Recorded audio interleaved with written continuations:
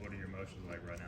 Yeah, I'm just taking it one day at a time. I mean, watching film, getting as much time in we can with the receivers, with the offense, and like I said, just taking it one practice at a time and getting as much film as we can. Watching film with the guys that are going to be playing Saturday, and just trying to get the upper hand on that. But super excited. Heard it's going to be close to a sellout, if not a sellout, so we're excited about that.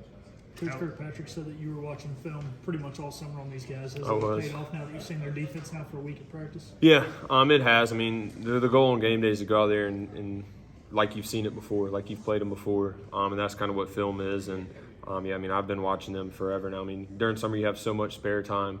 I took that time to dive in NC State and watch as much as I could of them, and then obviously meeting with the coaches now and getting some extra time with them. So it's been good. I got a good feel for them, but obviously first game of the year they can come out there and run something totally different.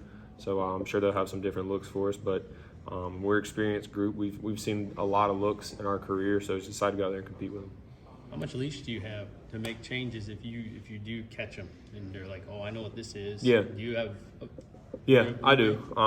This year's kind of one of the first full year where I can kind of do that. A lot of our plays we're sending in multiple plays, and then based on the look, I'll call the play that we have. So, I appreciate the coaches trust me in that, and just got to go out there and produce. And that's what a lot of the film, watching film and seeing, if I get this look, what is the weakness of it, and just stuff like that. You know what ECU, NC State's all about. Yeah. So how important is it maybe not to make it bigger than it is? Like, it is just a football game that comes down to execution on game day.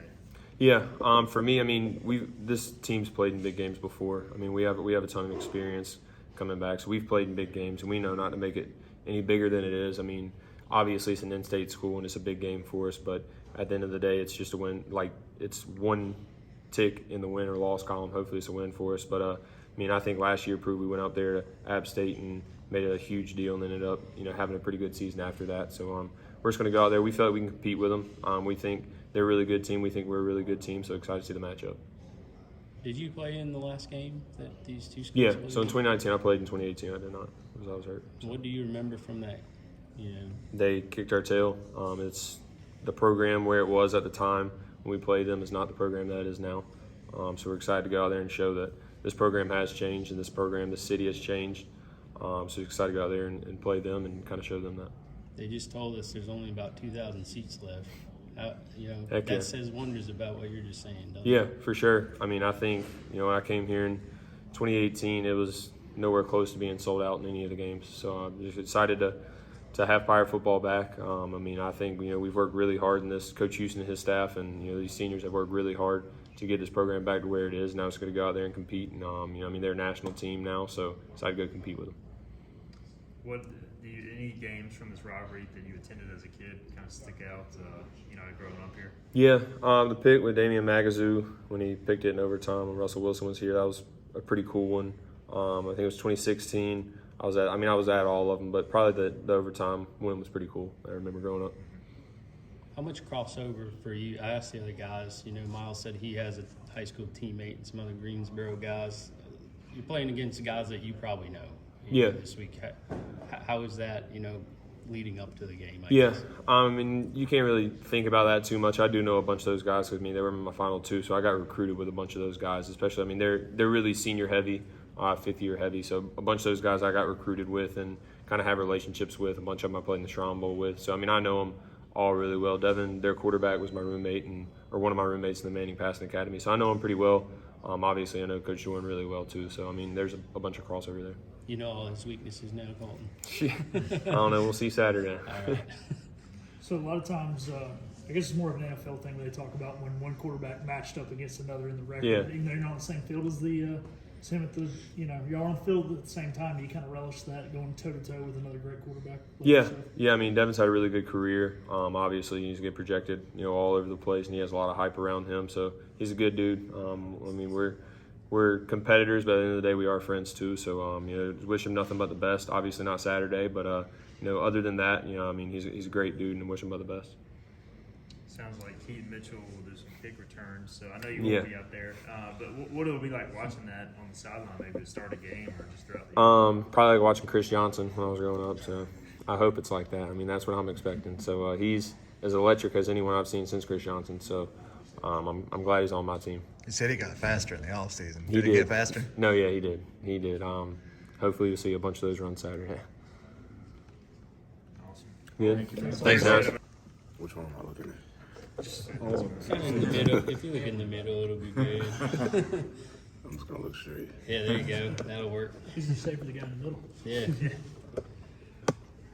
Good, Glenn. Yeah, I'm good though. Well, X-Men game week finally here, so just what's it feel like to finally be in the mix of NC State prep and almost there? I feel real calm.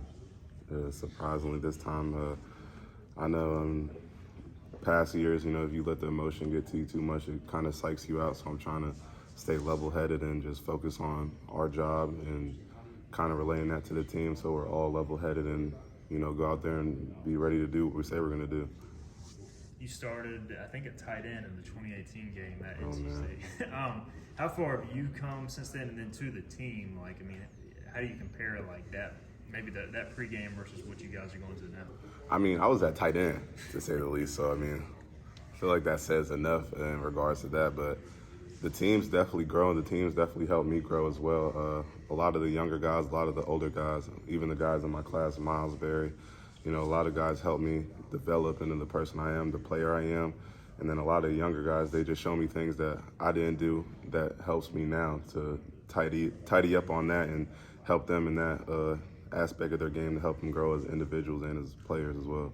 I asked Myles, and I'll ask you, how personally gratifying is it to see where this program was in 2018 when you were playing tight end to where you've come now? I mean, it's got to be really cool for everybody involved. I mean, it's been truly a blessing, to say the least. Like, I don't want to take credit for it because, there's a lot of younger players that, and, a lot of coaching that had to go into it as well. It wasn't just us. So it was a team effort, but year 5, it's great to finally see, the things we say we're going to do. Back in 2018, we're being recruited, saying we want to come here to change the program. And then it's been a roller coaster ride, obviously up and down, not going as fast as we wanted, but it's finally here. So it's very rewarding to finally be a part of that.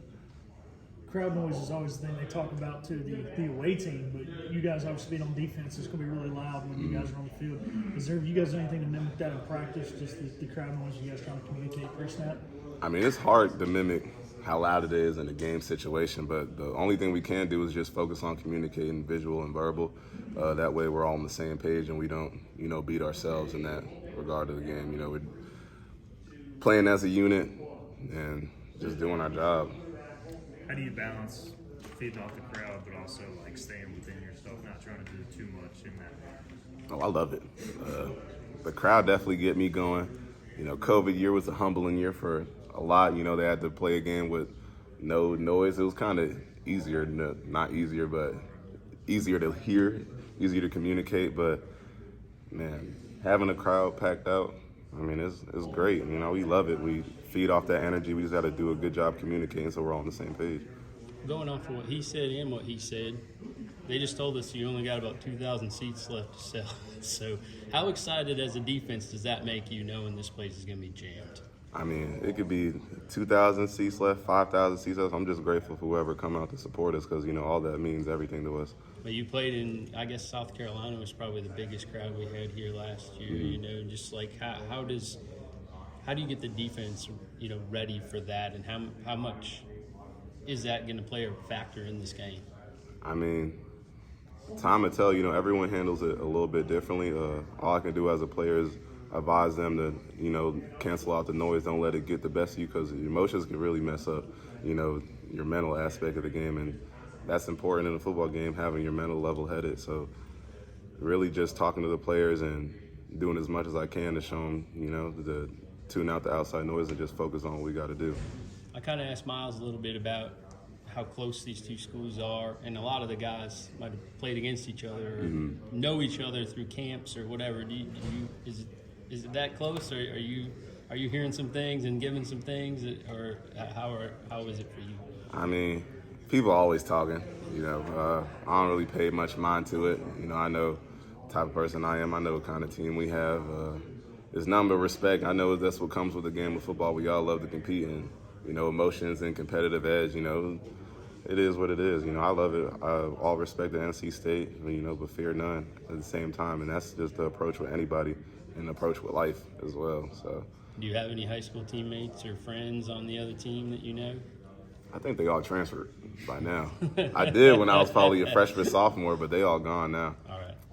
ECU and NC State is a rivalry that goes back to 1970. Have you done any studying on it, or watched any highlights of previous games even before you got here? I mean, I see a couple clips here and then, but I didn't even really understand the rivalry until I got here. So I'm kind of playing catch up where the North Carolina guys, they already understand it. They came here knowing the rivalries already. So I'm really playing catch up. So I'm a couple years behind on, what it really means because I'm not from here. But being here for 5 years, I feel like I feel it enough to understand how they feel.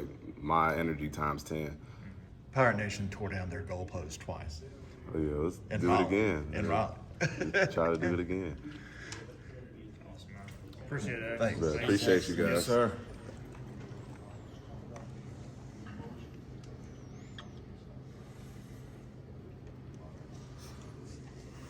I'll start it off. Game week, man. You Yes, got a sir. big Jack this year, finally. Yes, NC sir. State coming in your house. Tell me how you're feeling, how the guys are feeling.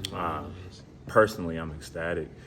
Just a great opponent coming in Dowdy Fit. For Pirate Nation, it's great for Greenville. I don't know if I'm supposed to be saying this, sold out crowd potentially. So, just ready to play and showcase everything that we've been working hard for, but excited for game one. He just came in and told us that you only got about 2,000 seats left. Yeah. So how excited does that make you? Just what it's like. So. Yeah, I mean, just that excitement coming back to Greenville. It hasn't been here for some time, and just knowing how ecstatic Pirate Nation is, and also a lot of NC State fans coming in town. But sold out crowd is what we play for. So I'm ready to go. A lot of talk about their quarterback, and he's the real deal. Yeah. And what have you guys kind of? How do we contain that, I guess? Well, yeah, definitely a lot of respect to Devin Leary. He's a great quarterback, Heisman candidate, I heard. So really just forcing him to make bad decisions, playing our style of defense, our style of ball, getting their offense in second and long, third and long situations, and just getting off the field on third down. How do you balance a crowd like that? You want to feed off of them, but you still have to play discipline. So Yeah. what's that balance like? Really, like you said, feeding off the crowd, but you got to ignore the noise. Once you get that play from the sideline and once you lock into your responsibility, that I don't even hear the crowd anymore. I'm locked in, but then as soon as we make a play and you hear that roar from the crowd, it just brings that excitement in. So just being able to listen in and feed off them, but also focus on your responsibility is key. Kind of going off that, how have you helped the younger guys prepare for this game and tell them about how dowdy it really is? Well, honestly, I don't think they'll be able to experience that until, Saturday. They don't know really what it feels like for Daddy to be rocking just yet, but they'll know soon. But, when we're practicing outside and the music is playing and it's booming loudly, communication is very key. So just trying to emphasize that with them. But they'll find out real quickly how Dowdy is. Myles, you guys have been hitting on each other all fall camp. How excited are you guys to hit somebody else for It feels great. We definitely, it's like iron sharpening iron, all camp going against each other. But being able to now lock in totally on NC State and that being our next opponent is a great feeling. And all the guys are just excited to hit somebody new. You were part of the team in 2018. Yes, sir. That played up there. How do you maybe compare and contrast the feeling of going into that game, everything that your coaches go to now? It seems so night and day. It's very night and day. In 2018 there was a lot going on. Coach Mo had just got fired that Thursday. It was a lot of emotions going into that game. Honestly, we weren't as prepared. But now, a veteran team, a lot of the starters now were on that field in 2018. So just excited and being able to showcase all the hard work that we put in. And this is a new ECU, and we're ready to go and we're ready to play. Myles, how personally gratifying is it you've been a big part of the turnaround and what's happening here? I know it's got to be really, really cool for you personally. Yes, sir. When I committed here, and a lot of my class, especially class of 2018, that was our mission to change the culture, and make ECU what it always has been, and now seeing that shift of the culture, and it's a blessing to be able to say that I'm a part of it. But we're ready to showcase what we've been doing and have a great year starting this weekend. In a lot of sports, there's a lot of carryover where you knew guys, or you may have gone to high school with guys at NC State. Is there some of that in this rivalry? In this matchup? So one of the starting O lineman, Bryson Speeds, he was my high school teammate at Dudley High School when we won state. So, definitely talking a little junk to him, but it's all love. It's a dream just to be able to play on this stage for him and I. And it's a lot of in-state rivalry. There's some other guys on their team from Greensboro that I know very well, and we're just ready to play, ready to compete. The history of this rivalry for a guy like you, do you go back and watch videos or anything like that? Yeah. I've been seeing a lot of highlights from older games, even when Russell Wilson was at NC State, or in 2016 when we got the win here in Dowdy, and really just knowing the history of the game, knowing the legacy of it, and just trying to create new history and being a part of a new future, and it's something to be proud of, and like I said, it's a blessing just to be here. Awesome. Yeah, thank you so much. Yeah, no doubt.